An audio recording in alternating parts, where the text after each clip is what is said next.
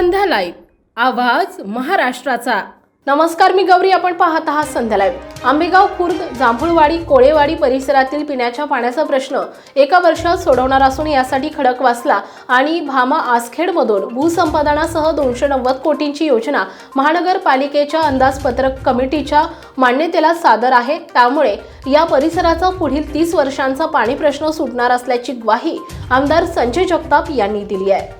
आंबेगाव बुद्रुक तालुका हवेली परिसरात रविवारी महाविकास आघाडीचे उमेदवार आमदार संजय जगताप यांनी पदयात्रा कोपरा बैठकीतून झंझावाती प्रचार दौरा केला। ठिकठिकाणी नागरिकांनी त्यांचं उत्स्फूर्त स्वागत करत प्रोत्साहन दिले। येथील छत्रपती शिवरायांच्या पुतळ्याला पुष्पहार अर्पण करून आंबेगाव बुद्रुक, आंबेगाव पठार, जांभूळवाडी, कोळेवाडी परिसरात दौरा केला। अनेक संस्था संघटनांनी जगताप यांना पाठिंबा जाहीर केला। उद्धव दांगट, राष्ट्रवादीचे पुणे शहर उपाध्यक्ष अनिल दळवी, उपसरपंच गणेश कोंढरे, तानाजी दांगट, निलेश कोंढरे, अनिल कोंढरे यांच्या निवासस्थानी सदिच्छा भेट दिली। संपूर्ण आंबेगावातील मतदार जगतापांच्याच पाठीशी राहील असा विश्वास गणेश कोंढरे यांनी दिला आहे। आमदार संजय जगताप यांनी कोरोना काळासह त्यानंतरही केलेल्या विकास कामांचे पदयात्रेदरम्यान नागरिकांकडून कौतुक केलं जात आहे। त्यामुळे आमदार जगताप यांचा आत्मविश्वास आणखीन वाढला असून आंबेगाव परिसरातील वाहतूक कोंडीबाबत एकात्मिक वाहतूक आराखड्याची नियोजनबद्ध अंमलबजावणी करत असल्याचं सांगत सुनियोजित विकासासाठी पुन्हा संधी द्यावी असं आवाहन त्यांनी केलं आहे।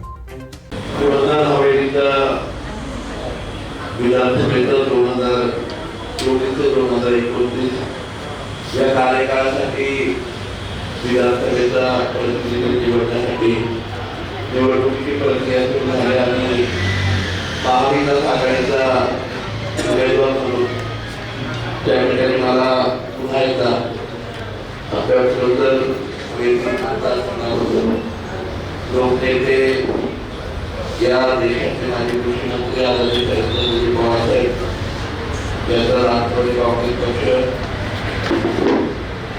उद्धवजी ठाकरे साहेबांचा शिवसेना पक्ष, काँग्रेस पक्षाचे आणि या देशातील विरोधी पक्षनेते आणि काँग्रेसचे आपले नेते आदरणीय राहुलजी गांधी साहेब यांचे विचार घेऊन, आमचे केजरीवाल साहेब यांचे विचार घेऊन आणि महाविकास आघाडीच्या सर्वच पक्षांना एकत्रितपणे घेऊन सर्वांनी मला त्या ठिकाणी विरोधात विनंती उमेदवार त्या ठिकाणी निवडून आपल्या सगळ्यांच्या समोर पाठवलं। या कार्यक्रमाच्या प्रचाराचं नियोजन आणि आपल्या सगळ्यांना भेटून प्रचाराचं नियोजन कशा प्रकारे करावं आणि कशा प्रकारे आपल्या सगळ्यांच्या सहकार्याने ही निवडणूक त्या ठिकाणी सामोरे जायचं याच्यासाठी आपल्या या पुण्यनगरीचे नगरसेवक, आपल्या सगळ्यांचे मार्गदर्शक आदरणीय बाळासाहेब, त्याचप्रमाणे त्यांच्याकडे उपस्थित असलेले आपले मार्गदर्शक आदरणीय सुनील कोंढरे, उपस्थित आदरणीय अनिल कोंढरे, त्याचप्रमाणे आपल्या गावचे माजी सरपंच सिद्धार्थ, त्याचप्रमाणे नंदुशेठ देवगीकर, देवेंद्रजी शेकडे, त्याचप्रमाणे आदरणीय अण्णासाहेब माने, आपले सहकारी मित्र निलेश कोंढरे, त्याचप्रमाणे या ठिकाणी उपस्थित आपल्या शिवसेनेचे आमचे सहकारी प्रवीणजी खन्ना, आदरणीय काका या ठिकाणी काका या ठिकाणी उपस्थित आहेत, आदरणीय आमचे सहकारी मित्र आदरणीय सत्य काका आपले या मंदिराच्या पुतळ्याच्या अध्यक्ष आदरणीय जगताप काका, त्याचप्रमाणे सर्व गोष्टी आपण मुळे काका असतील, आदरणीय गंभीर असतील, शिराजे आहेत, त्याचप्रमाणे आगवणे उपस्थित आहेत,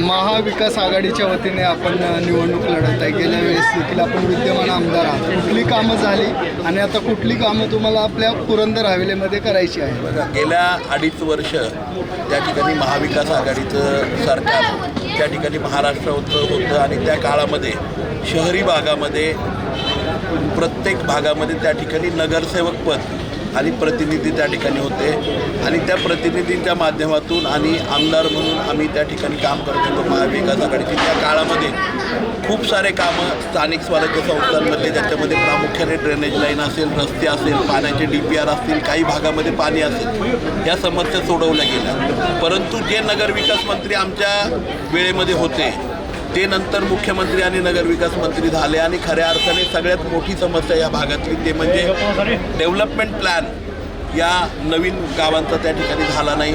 पिण्याच्या पाण्याच्या बाबतीमधली जी आकस्ता सरकारमध्ये आहे की त्यांना योजनेचं इम्प्लिमेंटेशनचं देणं घेणं नाही आहे. त्यांना टेंडर हवेत, त्यांना रस्त्यांचं देणं घेणं नाही आहे. रस्त्यांचे टेंडर कुणाला इंटरेस्टिंगली देते येतील. 500 कोटीचे टेंडर या ठिकाणी होतात, पण छोटे छोटे रस्ते गल्ली बोळातले याच्यासाठी कोणी लक्ष देत नाही. मोठ्या टेंडर्सकडे, मेट्रोकडे लक्ष दिलं जातं, परंतु PMPL चांगल्या प्रकारे सुधरेल याच्यासाठी लक्ष दिलं जात नाही. ट्रॅफिकचं कंट्रोल त्या ठिकाणी ठेवला जात नाही आहे. आज रिंग रोड जो आहे पुण्याचा कात्रजपासून मंतरवाडीपर्यंतचा, हा खूप मोठी बॉटलनेक त्यासाठी त्या ठिकाणी आहे. आपण बघितलं असेल मधल्या काळामध्ये सुप्रियाताई सुळे खासदार बारामती लोकसभेच्या यांच्या माध्यमातून कात्रज ते नवले ब्रिजपर्यंतच्या रस्त्याच्या अनेक सुविधा त्या ठिकाणी करण्यात आल्या. तिथली डेव्हलपमेंट चांगल्या प्रकारची करण्यात आली. परंतु आत्ताच्या सरकारला खऱ्या अर्थाने एक तर सगळ्यात पहिली गोष्ट म्हणजे त्यांना स्थानिक स्वराज्य संस्था घ्यायच्या नाही आहेत, त्यांना नियुक्त नगरसेवक नेमायचे आहेत, त्यांना कुठल्याही प्रकारे निवडणुका घ्यायच्या नव्हत्या. दुर्दैव असं आहे त्यांचं की महाराष्ट्राची जनता जागरूक आहे. त्यांनी लोकशाही जिवंत ठेवली आणि लोकसभेला महाराष्ट्रातून 31 महाविकास आघाडीचे खासदार निवडून आले. त्यामुळे केंद्र सरकारवरती अंकुश आला. नाहीतर आमची अवस्था अशी झाली असती की आज पुरंदर हवेली तालुक्यामध्ये सुद्धा कुणाला तरी नियुक्त आमदार म्हणून त्या ठिकाणी पत्र दिलं असतं, लोकांना मतदान घ्यायची गरज पडली नसती. आणि त्यामुळे उद्याच्या काळामध्ये आपल्याला स्थानिक स्वराज्य संस्थांना प्रत्येक ठिकाणी त्या ठिकाणी स्थानिक स्वराज्य संस्थांच्या माध्यमातून नगरपालिकामध्ये, महानगरपालिकांमध्ये नगरसेवक आले पाहिजेत, जिल्हा परिषद पंचायत समितीमध्ये सदस्य आले पाहिजेत आणि त्यांच्या माध्यमातून तळागाळापर्यंत सत्तेचं विकेंद्रीकरण होऊन काम झालं पाहिजे. ही भावना यशवंतरावजी चव्हाणांचा विचार या महाराष्ट्रामध्ये रुजवण्याचं काम शरदचंद्रजी पवार साहेबांनी केलं. काँग्रेसने त्याला त्या ठिकाणी पाठबळ दिलं आणि उद्धवजी ठाकरे साहेबांनी सक्षमपणे मुंबई महानगरपालिकेमध्ये हे दाखवून दिलं आणि म्हणूनसाठी या महाविकास आघाडीला सक्षमपणे माणसं त्या ठिकाणी आज म्हणत आहेत की मागच्या 10 वर्षामध्ये आणि ह्या मागच्या 5 वर्षामध्ये नगरविकास मंत्र्याने अक्षरशः महाराष्ट्रातल्या शहरीकरणाचं झोपडपट्टीकरण केलेलं आहे आणि त्याला संपूर्णपणे मुख्यमंत्री एकनाथराव शिंदेसाहेब जबाबदार आहेत. कारण खऱ्या अर्थाने सगळ्या नगरपालिका, सगळ्या महानगरपालिकांना कचरा डेपो करायचं काम त्यांनी केलं आहे. खरंची लढत आपल्या विरोधकांची महायुती जी आहे त्याच्यामध्ये महायुती व मित्रपक्ष या दोन गोष्टीकडे आपण कसे पाहताय आणि याचा फायदा प्रत्यक्ष आपल्या लढतीला होईल? ते काय आहेत याच्यापेक्षा जास्त आमची महाविकास आघाडी भक्कम आहे. शरदचंद्रजी पवारसाहेब आमच्या पाठीशी सक्षमपणे उभे आहेत. सुप्रियाताईचं मार्गदर्शन, खासदार सुप्रियाताईचं मार्गदर्शन आम्हाला सगळ्यांना आहे आणि त्यामुळे बारामती लोकसभेमध्ये महाविकास आघाडी अतिशय भक्कमपणे आणि महाराष्ट्रामध्ये सक्षमपणे उभी आहे. दुसऱ्या बाजूला महायुती जर बघितलं त्याची किती शकलं पडली आहेत आणि येणाऱ्या काळामध्ये किती शकलं होतील हे बघायला मला वाटतं इतर कुठल्या ज्योतिषाकडे जायची आपल्याला सगळ्यांना आवश्यकता नाही. आंबेगावकरांना काय आवाहन कराल? आंबेगावकरांना एकच आव्हान करेल, सगळ्यात महत्त्वाचं म्हणजे आंबेगावकरांनी बघितलं असेल मागच्या 2.5 वर्षापूर्वी ज्यावेळेस आपले प्रतिनिधी या ठिकाणी आदरणीय कोंडरेताई होत्या, सुधीरभाऊ या ठिकाणी आहेत, आपले प्रतिनिधी असताना, आपली ग्रामपंचायत असताना, आपले नगरसेवक असताना जी कामं होत होती ती आज कामं तळागाळापर्यंत होत नाही. आज मी गेल्यानंतर लोकांच्या घरासमोर रस्ते आम्हाला करता येत नाही छोटे, त्या ठिकाणी ड्रेनेजचे प्रॉब्लेम आहेत, पिण्याच्या पाण्याचे प्रॉब्लेम आहेत, कचऱ्याच्या गाड्या येत नाही. त्याचं कारण काय की मागचे 2.5-3 वर्ष राज्याचे मुख्यमंत्री, दोन्ही उपमुख्यमंत्री हेच नगरसेवक पण झालेत, हेच ग्रामपंचायतीचे सदस्य पण झालेत, हेच जिल्हा परिषद पंचायत समितीचे सदस्य झालेत. हे दुर्दैव आहे की त्यांना सगळं काही स्वतःकडे हवं आहे. आम्हाला महाविकास आघाडीला सगळ्याचं विकेंद्रीकरण करायचं आहे जेणेकरून प्रत्येकजण प्रत्येक भागामध्ये आपल्या भागामध्ये विकासाचं दार उघडं करेल. आणि मला आंबेगावकरांना एकच सांगायचं आहे, आपला जो भाग आहे हा पुणे शहरामध्ये आज समाविष्ट झालेला आहे. याला पुणे करण्याचं काम, आणि पुणे म्हणजे मी काय म्हणतो आहे, आत्ताचं ट्रॅफिक जॅमचं पुणे नाही, आत्ताचं पाणी नसणारं पुणे नाही, आत्ताचं अस्वच्छ पुणे नाही, एक चांगलं पुणे ज्याला इंटरनॅशनली ओळखलं जातं त्या पुण्याची ओळख आपला आंबेगाव परिसर असावा, अशा प्रकारचं माझ्या सर्व सहकाऱ्यांच्या बरोबर मला हा भाग करायचा आहे. आणि हे करण्यासाठी उद्याच्या 20 तारखेला आपण सगळ्यांनी माझ्या पाठीशी उभं राहा, ज्याप्रमाणे आपण सुप्रियाताई सुळेंच्या पाठीशी उभं राहिलं, एवढंच आंबेगावकरांना आव्हान करायचं आहे. संध्या लाईव्हसाठी प्रतिनिधी सूरज कुंभार, आंबेगाव बुद्रुक. ताज्या आणि महत्त्वपूर्ण बातम्या पाहण्यासाठी आजच आमच्या संध्या लाईव्ह न्यूज चॅनलला यूट्यूबवर सबस्क्राईब करा आणि बेल आयकॉन प्रेस करा.